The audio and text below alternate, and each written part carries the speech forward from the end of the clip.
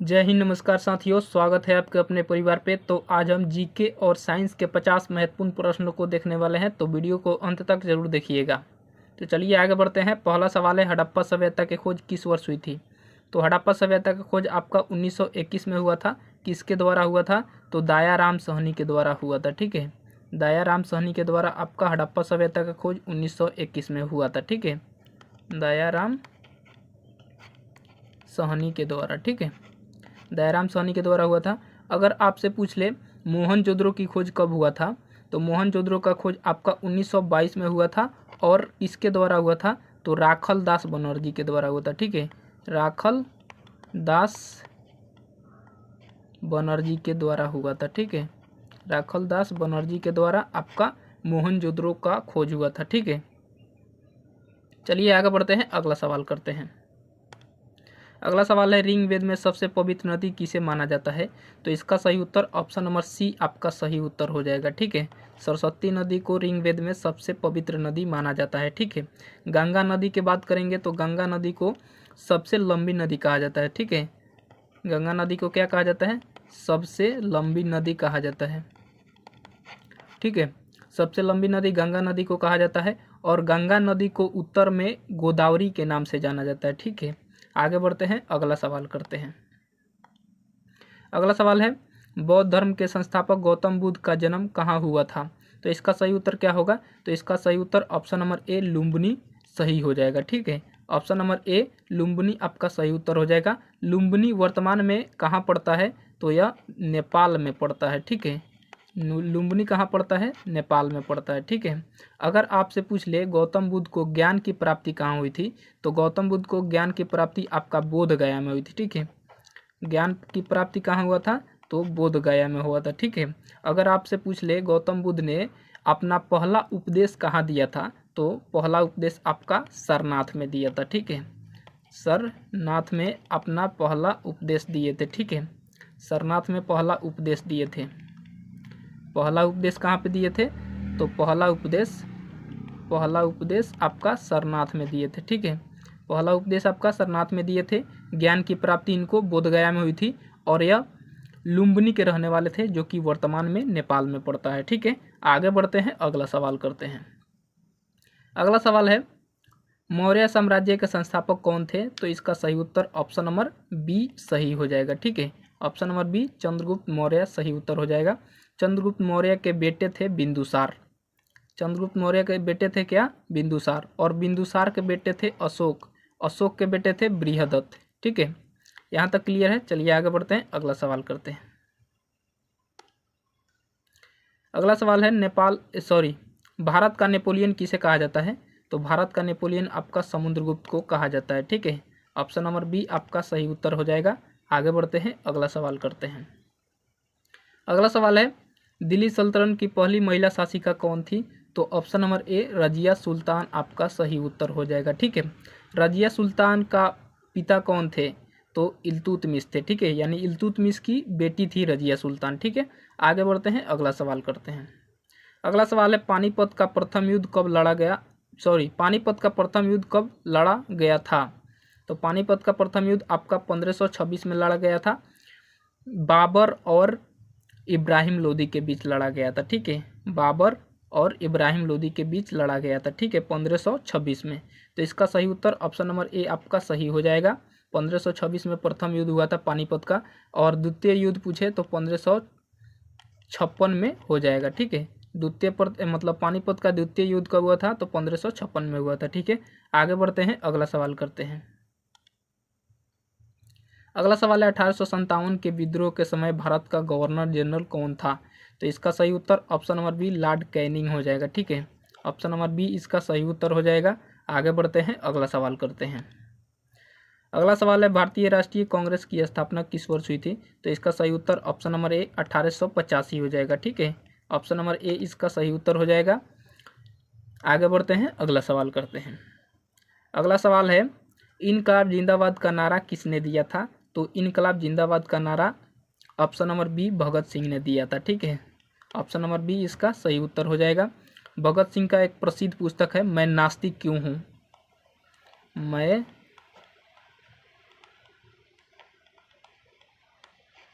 नास्तिक क्यों हूँ। इसमें इन्होंने बताया है कि मैं नास्तिक क्यों हूँ, ठीक है। तो यह प्रसिद्ध पुस्तक है और बार बार पूछा जाता है, तो इसको थोड़ा ध्यान में रखिएगा। मैं नास्तिक क्यों हूँ, यह भगत सिंह के द्वारा लिखा गया पुस्तक है, ठीक है। आगे बढ़ते हैं, अगला सवाल करते हैं। अगला सवाल है, भारत की मुख्य भूमि का सबसे दक्षिणी बिंदु कौन सा है। तो इंदिरा पॉइंट आपका सही उत्तर हो जाएगा, ठीक है। ऑप्शन नंबर ए इसका सही उत्तर हो जाएगा। आगे बढ़ते हैं, अगला सवाल करते हैं। अगला सवाल है, भारत की सबसे लंबी नदी कौन सी है। तो पीछे ही बताया था आपको, भारत की सबसे लंबी नदी आपका गंगा नदी हो जाएगा।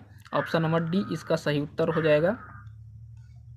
ऑप्शन नंबर डी इसका सही उत्तर हो जाएगा। आगे बढ़ते हैं, अगला सवाल करते हैं।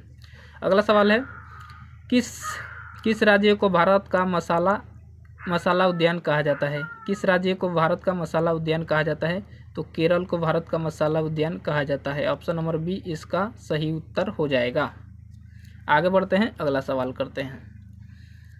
अगला सवाल है, सुंदरवन राष्ट्रीय उद्यान भारत के किस राज्य में है। तो सुंदरवन राष्ट्रीय उद्यान आपका ऑप्शन नंबर सी पश्चिम बंगाल में स्थित है, ठीक है। ऑप्शन नंबर सी इसका सही उत्तर हो जाएगा। आगे बढ़ते हैं, अगला सवाल करते हैं। अगला सवाल है, क्षेत्रफल की दृष्टि से भारत का सबसे बड़ा राज्य कौन सा है। देखिए यहाँ क्या पूछ रहा है, क्षेत्रफल की दृष्टि से पूछ रहा है। क्षेत्रफल की दृष्टि से सबसे बड़ा राज्य आपका राजस्थान हो जाएगा, ठीक है। ऑप्शन नंबर डी आपका सही उत्तर हो जाएगा। अगर आपसे पूछे जनसंख्या की दृष्टि से सबसे बड़ा राज्य कौन सा है, तो जनसंख्या की दृष्टि से आपका उत्तर प्रदेश हो जाएगा, ठीक है। हमको क्षेत्रफल की दृष्टि से बताना है, तो आपका सही उत्तर ऑप्शन नंबर डी हो जाएगा। और जनसंख्या के हिसाब से देखेंगे तो जनसंख्या के हिसाब से उत्तर प्रदेश आपका करेक्ट आंसर हो जाएगा, ठीक है। जनसंख्या, ठीक है। जनसंख्या की दृष्टि से आपका उत्तर प्रदेश हो जाएगा और क्षेत्रफल की दृष्टि से आपका राजस्थान हो जाएगा। आगे बढ़ते हैं, अगला सवाल करते हैं। कर्क रेखा भारत के कितने राज्यों से होकर गुजरती है। तो एक आपको ट्रिक याद रखना है, ठीक है। मगरमच्छ छपटा, मगरमच्छ छपटा, मगरमच्छ झपटा, झपटा, ठीक है। म से क्या हो जाएगा, तो म से मिजोरम हो जाएगा, ठीक है। या मध्य प्रदेश, मध्य प्रदेश कर लीजिए, ठीक है। म से मध्य प्रदेश, ग से गुजरात, र से राजस्थान, म से मिजोरम, म से मिजोरम, च को छोड़ दीजिए, छ से छत्तीसगढ़, छत्तीसगढ़, ठीक है। झ से झारखंड हो जाएगा आपका। प से पश्चिम बंगाल हो जाएगा, ठीक है, पश्चिम बंगाल। ट को हम त्र कर लेंगे, यानी त्र से त्रिपुरा, त्रिपुरा। तो कितना हो गया आपका, तो टोटल आपका 8 हो गया, ठीक है। 1 2 3 4 5 6 7 8। तो इसका सही उत्तर क्या हो जाएगा, तो इसका सही उत्तर आपका ऑप्शन नंबर सी सही उत्तर हो जाएगा। ऑप्शन नंबर सी इसका सही उत्तर हो जाएगा। 8 राज्यों से होकर गुजरती है, ठीक है। यह ट्रिक बेहतरीन है, आप अपने तरफ से भी कुछ भी बना सकते हैं, ठीक है। मेरे को यह आसान लगा तो इससे बता दिया आपको, ठीक है। आगे बढ़ते हैं, अगला सवाल करते हैं, ठीक है। अगला सवाल है, भारत का सबसे ऊंचा जलप्रपात किस राज्य में है। किस राज्य में स्थित है या है, ठीक है। तो इसका सही उत्तर क्या होगा, तो इसका सही उत्तर ऑप्शन नंबर ए कर्नाटक हो जाएगा, ठीक है।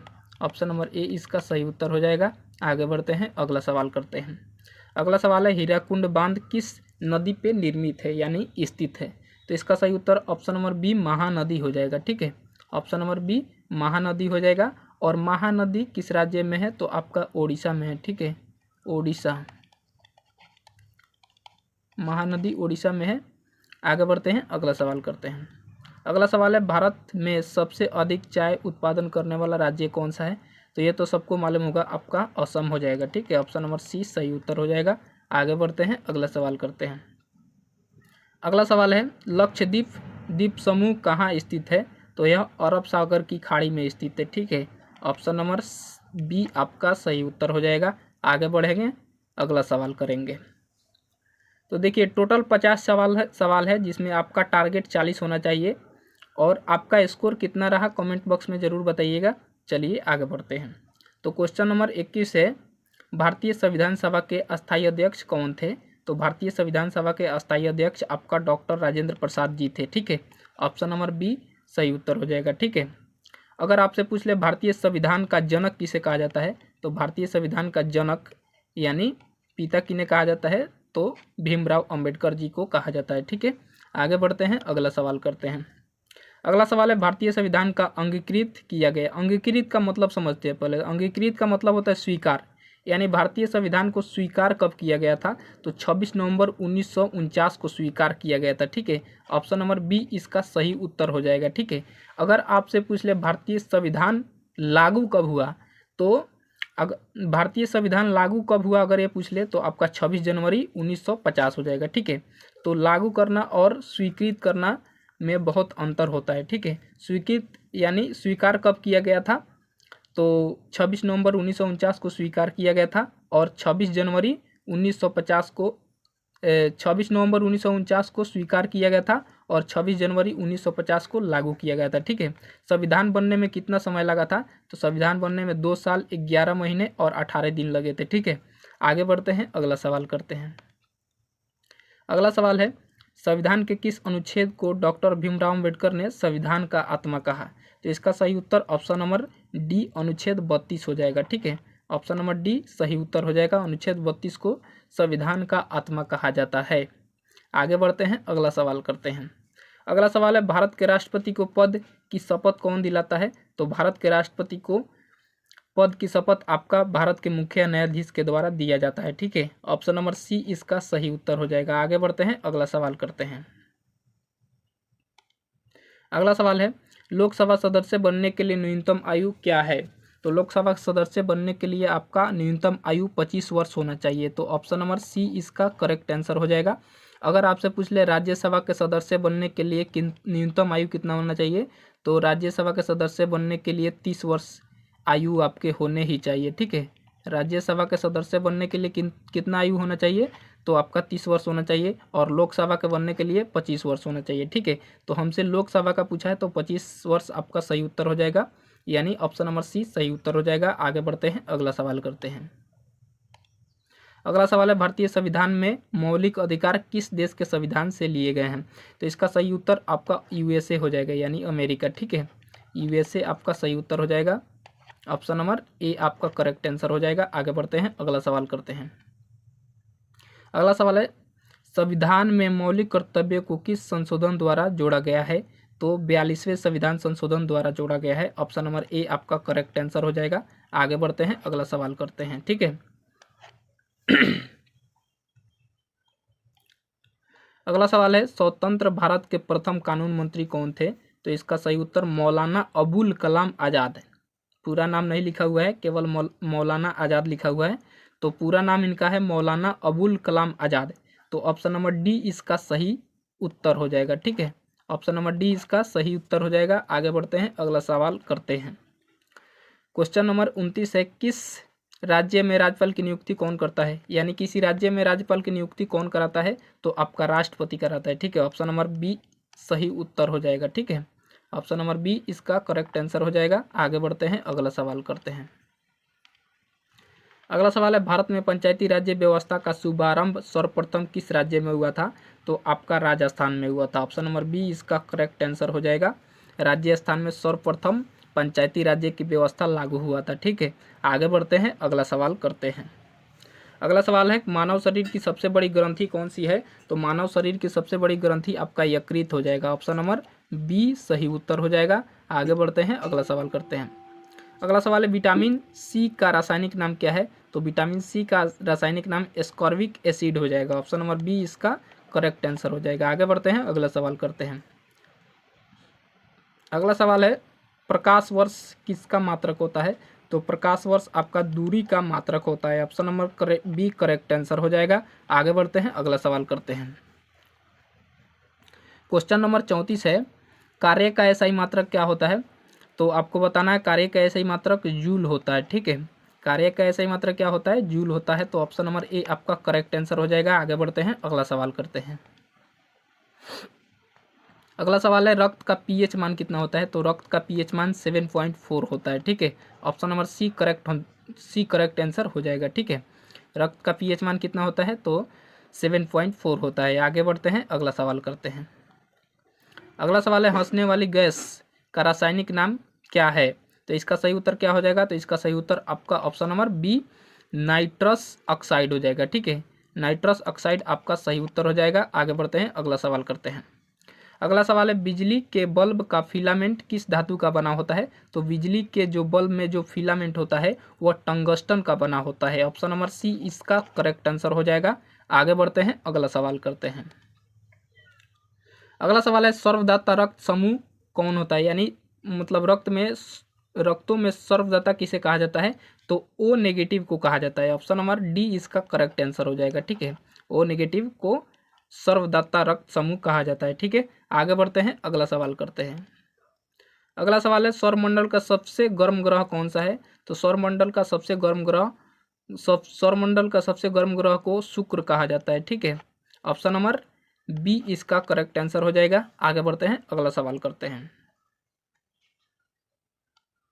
अगला सवाल है पानी का घनत्व किस तापमान पर अधिकतम होता है?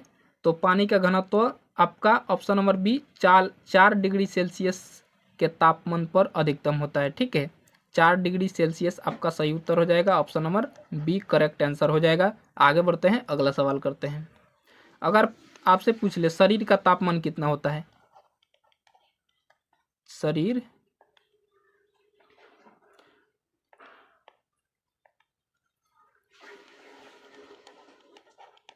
शरीर का तापमान कितना होता है? तो शरीर का तापमान आपका 37 डिग्री सेल्सियस होता है। ठीक है, 37 डिग्री सेल्सियस सही होता है। ठीक है, शरीर का तापमान कितना होता है? 37 डिग्री सेल्सियस होता है। आगे बढ़ते हैं, अगला सवाल करते हैं। अगला सवाल है भारत का राष्ट्रीय खेल किसे माना जाता है? तो हॉकी को माना जाता है। Option number B correct answer हो जाएगा। ठीक है, option number B correct answer हो जाएगा। प्रथम आधुनिक ओलंपिक खेल कहाँ आयोजित किए गए थे? तो इसका सही उत्तर क्या होगा? तो इसका सही उत्तर एथेंस हो जाएगा। ठीक है, ग्रीक्स की राजधानी है एथेंस। ग्रीक्स की राजधानी क्या है? एथेंस है। तो एथेंस में ही आपका आयोजित किया गया था। ठीक है,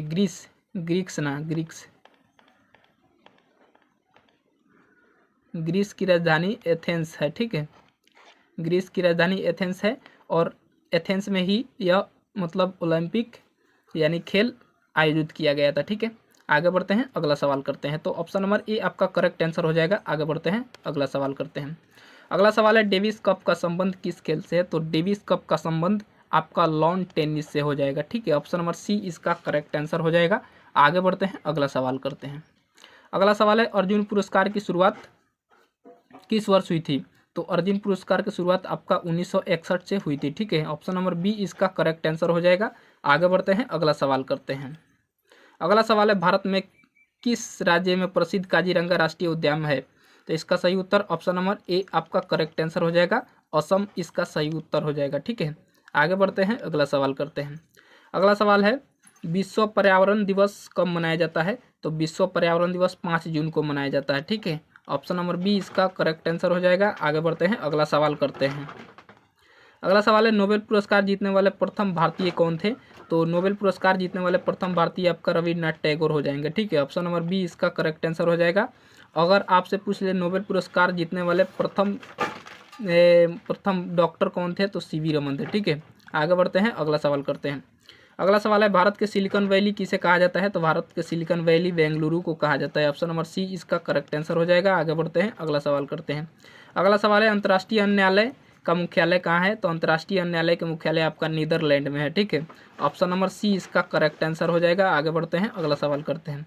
अगला सवाल है अर्थशास्त्र में नोबेल पुरस्कार जीतने वाले प्रथम भारतीय कौन थे? तो इसका सही उत्तर अमर्त्य सेन इसका सही उत्तर हो जाएगा। ठीक है, तो आपका स्कोर क्या रहा कमेंट बॉक्स में जरूर